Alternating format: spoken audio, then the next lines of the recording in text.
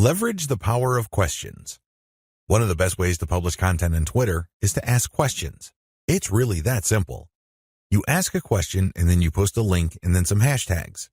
The great thing about this question-based tweeting is you get to engage the reader. You focus on a specific point that they may be interested in.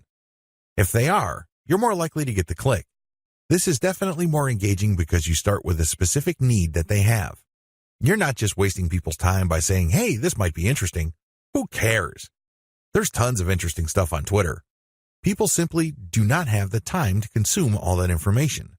One of the best descriptions I have read about Twitter is that it's like drinking from a fire hydrant. There's just so much information to process in a very short period of time. This is why most people who consume a lot of social media content don't bother to read. They really don't. They don't have that luxury. Instead, they scan by tweeting in the form of questions followed up by a link and some hashtags. You take advantage of this fact people only need to see the right question and then you have yourself a click. It fits how people think about and process information on Twitter.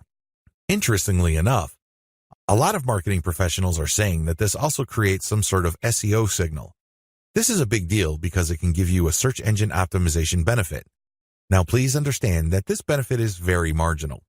In fact, spokespeople for Google have spoken up on this issue. For the most part, they said this type of social signal isn't really factored in by Google. However, a lot of professional search engine optimization consultants say that there is an indirect or circumstantial benefit. Whatever the truth may be, we could all agree that if there is a signal that is being factored in by Google, it's going to be a very weak factor. Still, it is a factor. So you raise the question-based format. Use your questions for Quora.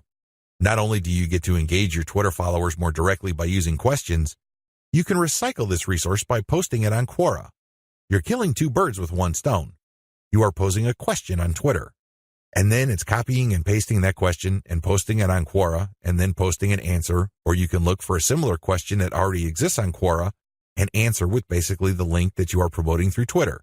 You save on time. You definitely save on effort.